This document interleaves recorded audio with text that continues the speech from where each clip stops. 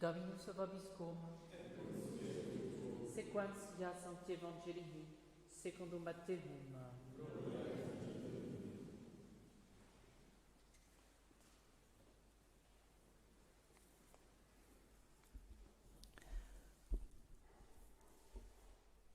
En ce temps-là, des pharisiens et des scribes de Jérusalem s'approchèrent de Jésus en disant : « Pourquoi tes disciples violent-ils la tradition des anciens ? Car ils ne se lavent pas les mains avant de manger. » Il leur répondit : « Et vous, pourquoi violez-vous le commandement de Dieu au nom de votre tradition ? Car Dieu a dit : honore ton père et ta mère, et aussi celui qui maudit son père ou sa mère sera mis à mort. Mais vous dites : quiconque dit à son père ou à sa mère : les secours que tu aurais pu recevoir de moi, j'en ai fait une offrande sacrée, celui-là n'aura pas à honorer son père ou sa mère. Et vous avez annulé la parole de Dieu au nom de votre tradition. Hypocrite.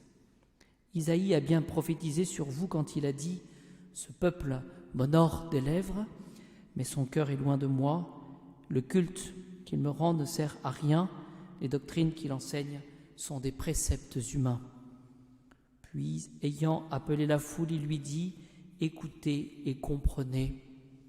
Ce n'est pas ce qui entre dans la bouche qui souille l'homme, mais ce qui sort de la bouche, voilà ce qui souille l'homme. Alors, les disciples s'approchèrent et lui dirent : sais-tu que les pharisiens, en entendant cette parole, ont été scandalisés ? Il leur répondit : toute plante que mon Père céleste n'a point plantée sera déracinée. Laissez-les, ce sont des aveugles conducteurs d'aveugles. Si un aveugle conduit un aveugle, tous les deux tomberont dans un trou. Pierre, prenant la parole, lui dit : explique-nous la parabole. Il dit : vous aussi, vous êtes donc encore sans intelligence ? Ne comprenez-vous pas que tout ce qui entre dans la bouche passe dans le corps et est éliminé ? Mais ce qui sort de la bouche provient du cœur, et c'est cela qui souille l'homme. C'est du cœur, en effet, que proviennent les pensées mauvaises, les meurtres, les adultères, les débauches, les vols, les faux témoignages, les calomnies. Voilà ce qui souille l'homme. Mais manger sans se laver les mains, cela ne souille pas l'homme.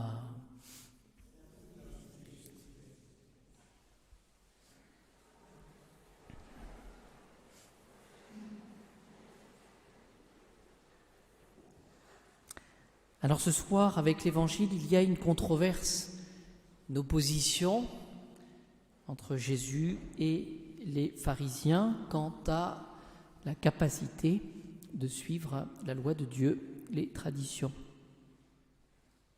Alors j'ai essayé de systématiser cet Évangile pour que nous puissions bien comprendre. Vous savez que pour toute chose, il y a la loi, ce qui est écrit.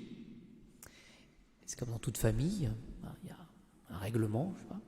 Et puis il y a l'esprit du règlement et il y a surtout des traditions. Et heureusement, on ne peut pas écrire toutes les traditions. Justement, la tradition, par définition, elle se transmet de manière orale. Il y a des habitudes dans les familles, par exemple. Et c'est cela, les traditions. Alors, comment faut-il entendre la tradition des anciens ? Comme il est question, pourquoi tes disciples, c'est le reproche qui est fait à Jésus, pourquoi tes disciples violent-ils la tradition des anciens ? Ils ne se lavent pas les mains avant de manger. Donc ce qui serait un mépris de la loi de Dieu. Alors la tradition des anciens, c'est celle qui est reçue des pères, et il s'agit d'usages religieux qui sont ajoutés aux prescriptions de la loi. Voilà. Et la difficulté, c'est que pour les pharisiens, la tradition est supérieure à la loi. Voilà. Et ils accusent les pharisiens, les disciples de Jésus, de transgresser justement cette tradition des anciens. Alors quelle est la réponse de Jésus ? Eh bien, les anciens, dit Jésus, eux-mêmes transgressent les commandements de Dieu par leur tradition. Finalement, ce que Jésus reproche, c'est que les pharisiens ont ajouté des prescriptions qui sont plus onéreuses, plus difficiles que la loi. Et Jésus va étayer justement cette objection qu'il leur fait de transgresser le commandement de Dieu par leur tradition, en donnant cet exemple du 5e commandement. Tu honoreras ton père et ta mère. Et Jésus va dire que les anciens vont transgresser finalement ce commandement parce qu'ils ont ajouté une tradition qui s'oppose finalement, c'est que celui qui avait versé une obole au temple, eh bien, était finalement dispensé d'honorer son père et sa mère. C'est ce que dit Jésus. Ce peuple m'honore des lèvres, mais son cœur est loin de moi. Le culte qu'il me rend ne sert à rien. Vous voyez ? C'est-à-dire que celui-là n'aura pas, selon la tradition, à honorer son père ou sa mère. Et Jésus dit, vous avez annulé la parole de Dieu au nom de votre tradition. Vous voyez ? Alors, évidemment, quel est l'enseignement, je vais le donner en conclusion, mais quel est l'enseignement finalement de tout ce que Jésus nous dit aujourd'hui ?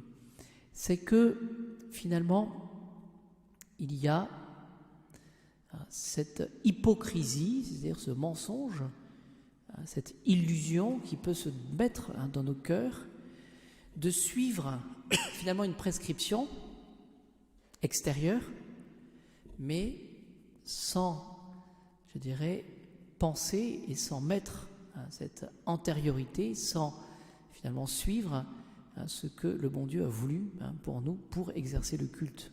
Voilà. Sinon, c'est finalement de ne retenir que l'extérieur et pas l'intérieur. Voilà. Et Jésus, dans son enseignement, va dire, ce ne sont pas les aliments qui souillent l'homme, mais c'est le mal. Et c'est le mal qui est dans le cœur de l'homme. Voilà. Et le mal dans le cœur se révèle par les paroles. Voilà. Alors essayons tout simplement ce soir de savoir si nous avons vraiment une unité de vie. Est-ce que nous voulons vraiment suivre la volonté du bon Dieu ?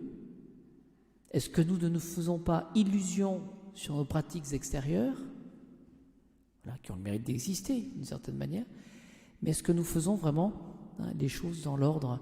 Et ce qui est intéressant, c'est que le Christ Jésus nous demande vraiment d'opérer un travail de conversion, c'est-à-dire finalement de recevoir ce que le Seigneur nous enseigne, mais avec, je dirais, tout notre être, c'est-à-dire avec notre intelligence, avec notre cœur et aussi avec notre extérieur. Oui. Et la tentation, finalement, c'est de ne suivre que l'extérieur. Voilà. Pour dire les choses en clair, nous assistons au saint sacrifice de la messe. Dans quelques instants, je vais prononcer les paroles de la consécration. Ceci est mon corps, ceci est mon sang. Nous aurons la grâce de communier pour ceux qui le souhaitent, ou de recevoir une bénédiction. Eh bien, ce que nous pouvons demander au Seigneur ce soir, c'est que cette présence de Jésus dans l'Eucharistie soit pour la conversion de tout notre être, de tout notre cœur, et non pas simplement qu'une assistance extérieure. Voilà, j'ai assisté à la messe, évidemment je n'ai pas changé mon cœur. Et donc, retenons qu'il y a cette exigence qu'on peut travailler au moment du carême en particulier, c'est-à-dire vraiment d'aller au fond des choses, avec générosité, avec abandon, avec cette confiance dans la puissance du Seigneur qui agit en nous pour nous rendre saints, pour nous permettre de vivre de la sainteté même qu'il connaît et qu'il a lui-même.